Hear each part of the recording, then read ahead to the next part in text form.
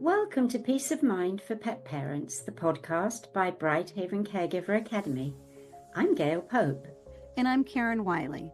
And together we're here to support you in navigating life with your aging or ill pets.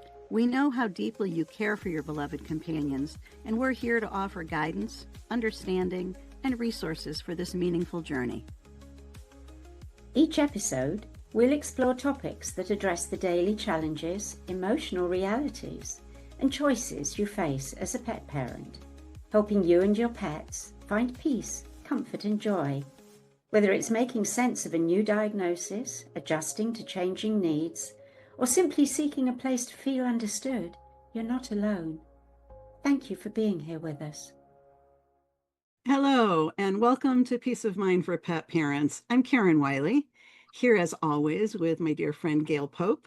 Today, we're going to discuss a question that just about every pet parent we've ever spoken to about end-of-life care has asked themselves at any time, and that is, how will I know when it's time? We often say it in whispers. Sometimes we're tossing and turning in bed thinking about how to answer that question if we have an aging or ill pet. Very often we're typing our questions into Dr. Google, and I checked on those last night just to see all the common ones rising to the top. How do I know when it's time to put my dog down? What are the signs my cat is suffering? Is it time to euthanize if my dog won't eat?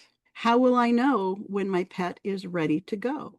So as you can see, there's a lot of various phrasing of these thoughts and these questions, but they all have this common denominator of, is it time? And if you have felt or thought those questions to yourself, you're certainly not alone. Because there's one thing about all those types of questions, and that is that they're terrifying. It makes us feel like there's just one magic moment, and that if we miss it by a day or even a few hours, that we somehow have failed our beloved babies. So it's no wonder that so many of us panic. The question of is it time is very much connected to the fear of pain and suffering. The slogan, better a day too early than a day too late, ties into that same fear that if you don't act soon enough, you may have failed your pet. You may have not prevented suffering or pain in time. But our vets don't have a crystal ball that's any more accurate than your own sense of what is right for your pet,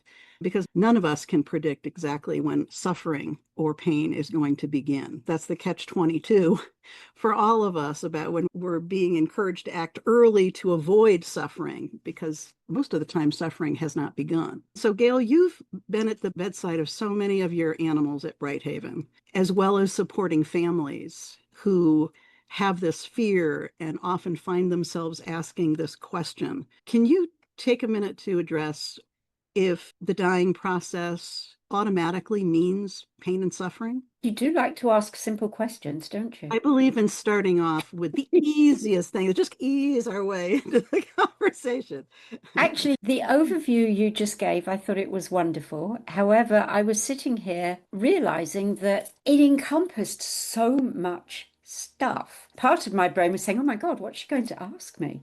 This is terrible. What am I going to do? But I think, is it time sentence on its own is such a broad one.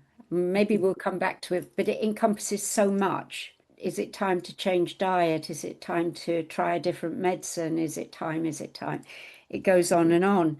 But yes, I think pain and suffering, without doubt, they're number one on the list for all of us. Why wouldn't they be? I think when we have to talk about a topic like this, we must bring the human world and the animal worlds pretty close together, because we learn so much from humans at end of life that translates to how we can monitor what's going on for our animals too. At least that's been my experience too, with the deaths of my human family and also the deaths of my much larger animal family over many years. But let's start with pain. As far as I'm concerned, pain is an everyday thing. Again, it's this little four-letter word on top of this. It's a huge umbrella of the types of pain. And in my mind instantly goes to emotional pain versus physical pain.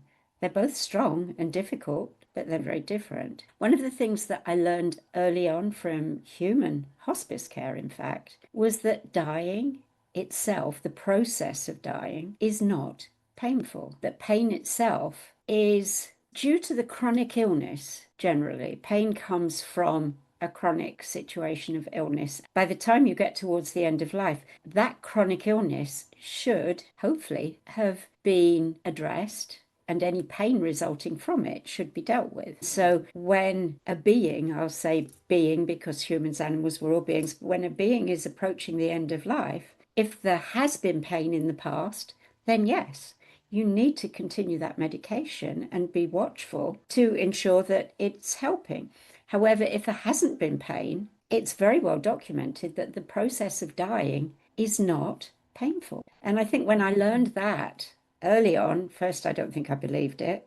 And then I started to come down off my ledge and really pay attention and realize, wow, this is true. This is true. I think working my way through the acceptance and knitting together, if you like, or pulling apart all the different aspects of pain, it then took me into the subject of suffering. Again, humongous. Big question. It has so many different facets to it.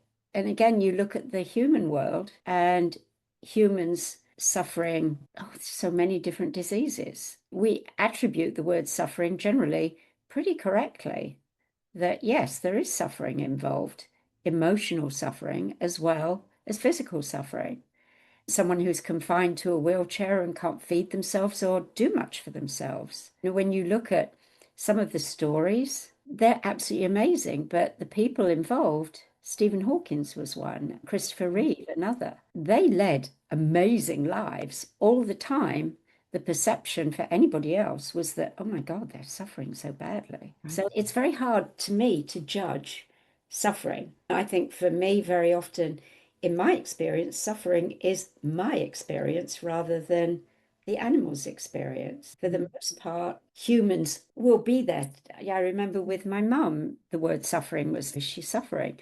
But she was still vocal, she was able to talk. So when I very gently brought up the subject and how are you feeling, she didn't ever say she was suffering when I asked those questions. So that again was a very educational time for me to find a balance. When an animal is dealing with a symptom, acknowledge that word's in my head. So let me look at this even further and open it up. Is it me that's perceiving suffering? And is the animal actually feeling it? They're both very difficult subjects. Agreed.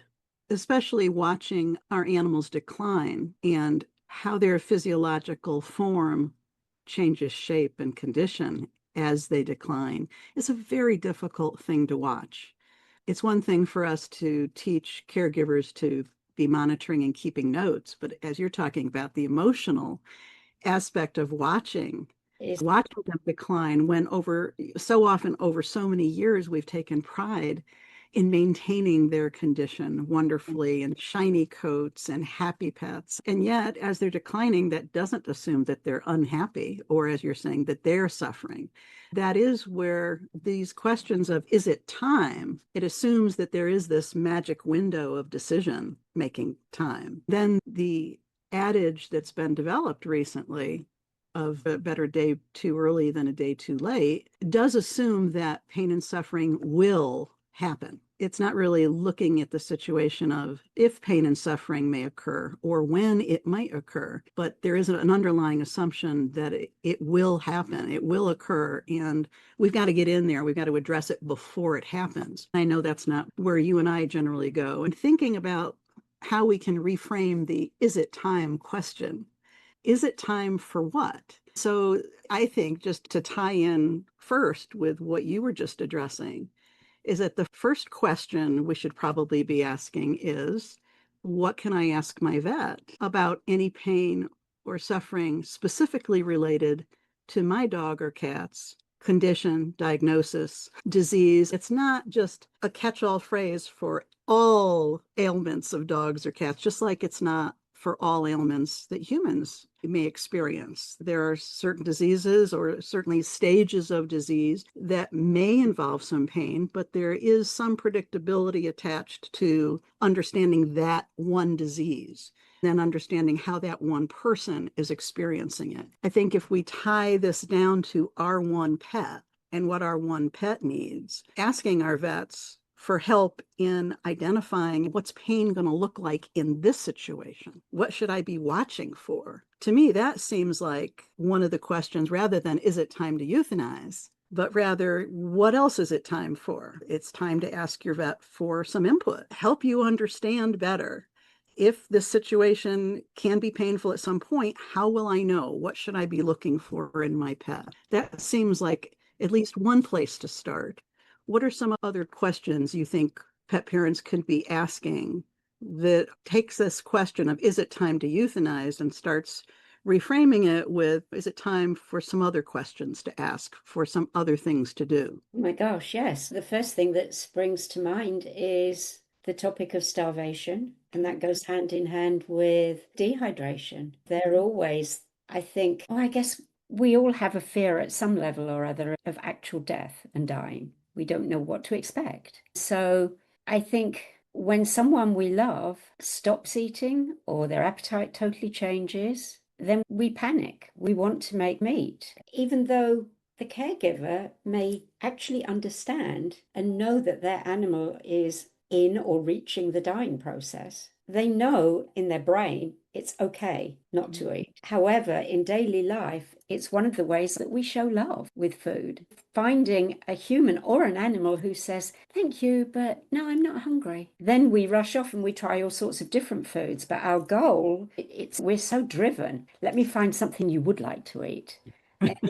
In the early days of the process, then yes, very often there will be something different and they'll take a few bites and you get excited. That was great. And they've only had a few bites, but they loved it. So we're learning all the time about that. I think for me, the one thing that has helped or educated me most in the process of understanding these issues is understanding, and I guess it comes down to education. The more you understand about the process of dying, a lot of people, they visualize life and then death, but they don't open up this piece in the middle, which is a much longer piece. Dying isn't going to take place in generally, unless it's an acute one, in just a few days. It's a period of time and it's a gradual process. Here I go again talking about the other doctor in the room, because Mother Nature designed this process, and it is a process. If you're in an acute situation and you die, that's it, that's the end.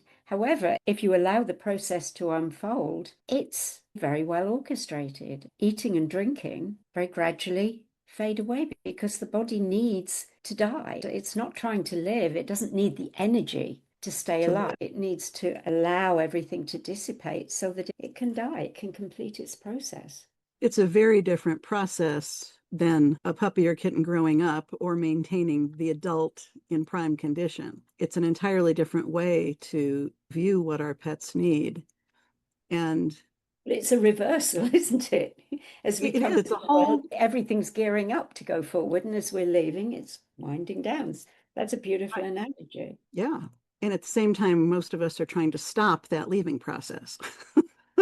So, because we don't want them to go, we want them to stay forever, and yet they can't. So it becomes this kind of a dance in our mind and with our pet of back and forth and back and forth. I think this is, of course, something we will be addressing in the coming weeks, but hospice care as a middle road, as a middle way, a third path, a third way, because it seems that when we take our pets to the vet, they're really wonderful with the diagnostics of trying to figure out what's going on. God knows there's a lot of tests out there, and it's very costly to go down multiple roads to try to figure out what's going on. Then there's been incredible progress in terms of treatments that can be used to try to fix something, to try to stop decline, to remove a tumor, that kind of thing. After that, if the animal's condition or disease cannot be stopped and they continue to decline, it seems like the only suggestion that most vets have in their toolbox or their arsenal is euthanasia. So there's this big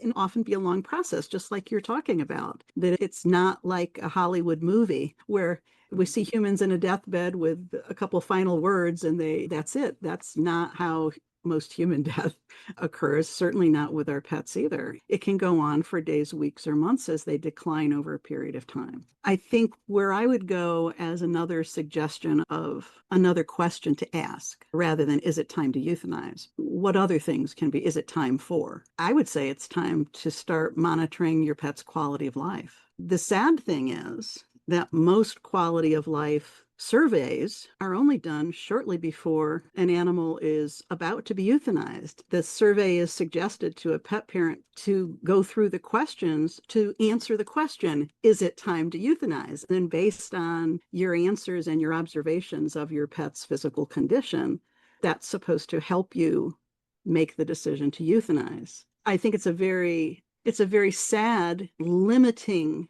way to look at quality of life, because quality of life is ongoing for all of us. We have better days than others, whether we're in great health or not. So do our pets. And if we are not comfortable monitoring our pet's physical condition, our pet's daily behavior, their eating or drinking, and how much joy they're taking in their life with us and any other furry animals in the family, then we're always going to have to rely on someone else to determine this for us. So I'd really like to see more pet parents asking the question of, what is my pet's quality of life? How can I monitor that in an ongoing way over the next months, weeks, days, whatever it might be, because that can certainly help them. As they monitor things, they might find there's things they can do. There are actually things they can do, more of something or less of something else.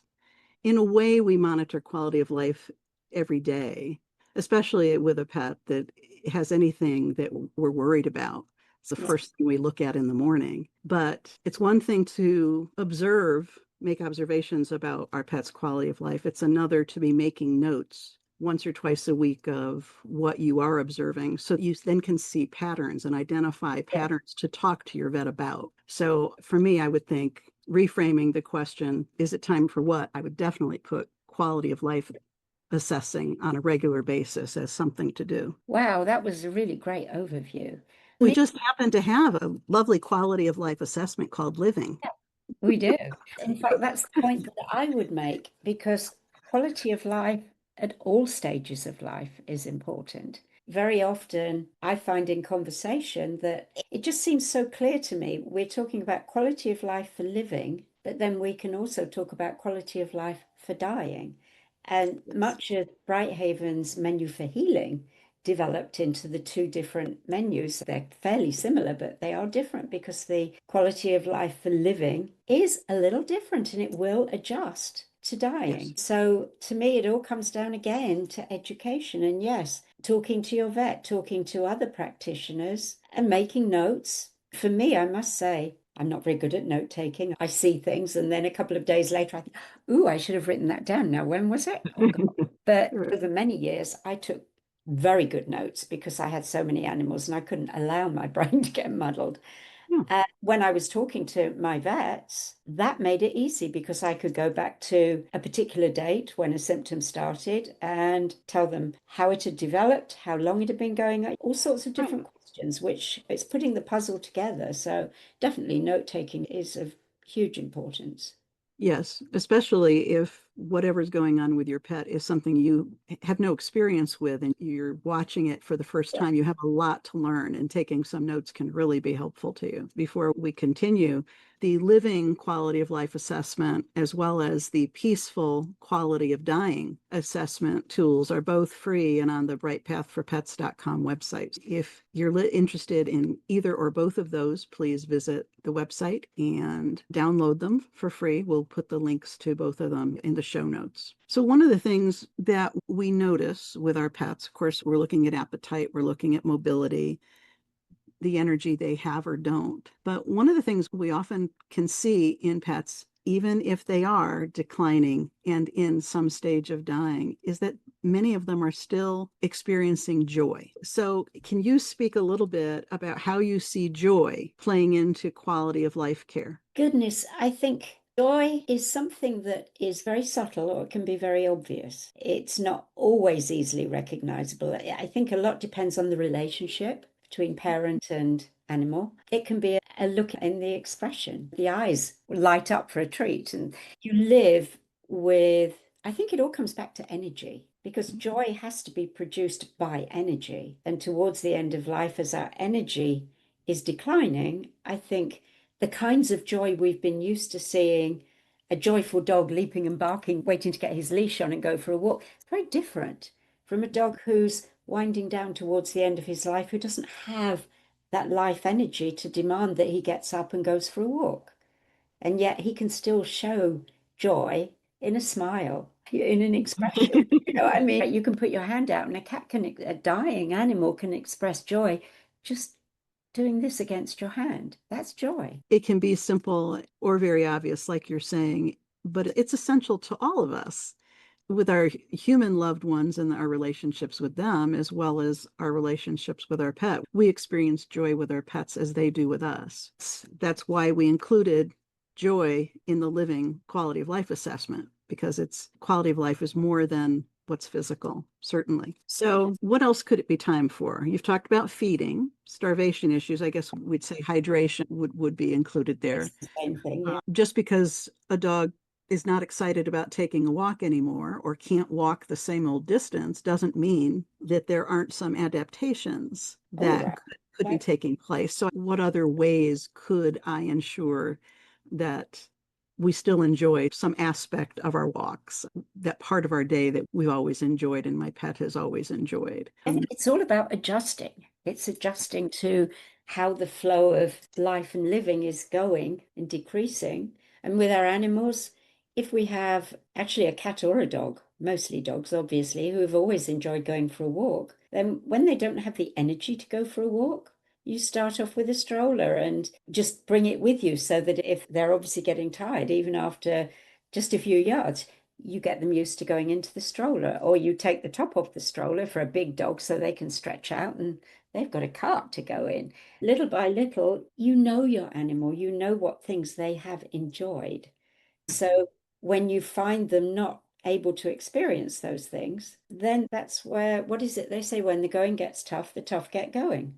That's what we have to do. If he really enjoyed being on the countertop and tipping his head under the cold water dripping, some cats absolutely love to do that. When he can no longer reach the countertop, maybe you actually take the time not to give him ways that he might fall down if he did it himself, but to actually be with him, allow him to do it and wait with him and then pop him back down again. That's brought a little joy. There are all sorts of little things that, knowing your animal, you can't really advise it for other people because it's all so personal to that relationship. Sounds like an experienced cat mom who may have lifted up A few. one or two cats in her lifetime to enjoy that running faucet.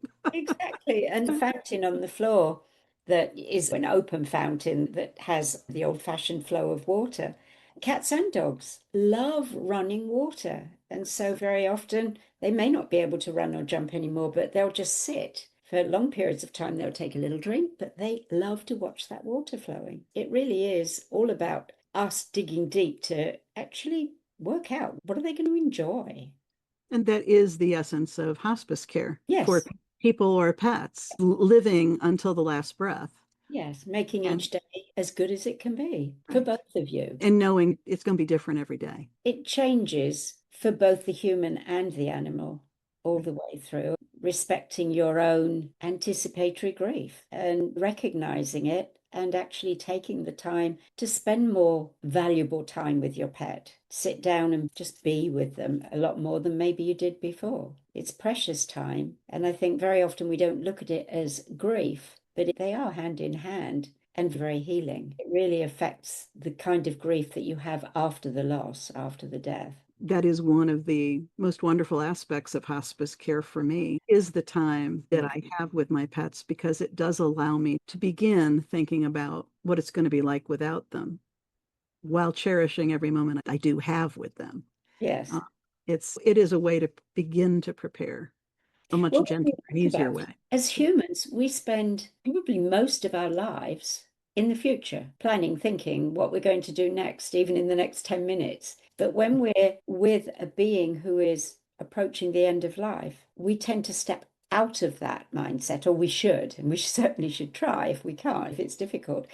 But we have to come back into, again, being in the moment with them rather than planning what we're going to cook for dinner or whatever we're going to do tomorrow. Let's be actually present in the here and now, because this is the precious time I may not have tomorrow. None of us may have tomorrow. So it's a very valuable time. It's a very valuable time and a very meaningful time that families can discover if they walk a hospice path with their pets, give themselves and their pets more time by asking all these additional questions of how they can adapt day to day. What is their pet enjoying? What is still good? What is still positive, as opposed to that fear of missing that magic moment when euthanasia should be happening, especially when we have no idea if pain and suffering will occur or when that might be. There's so many unknowns. Was there anything you would like to say as we begin bringing this conversation to a close? The one thing that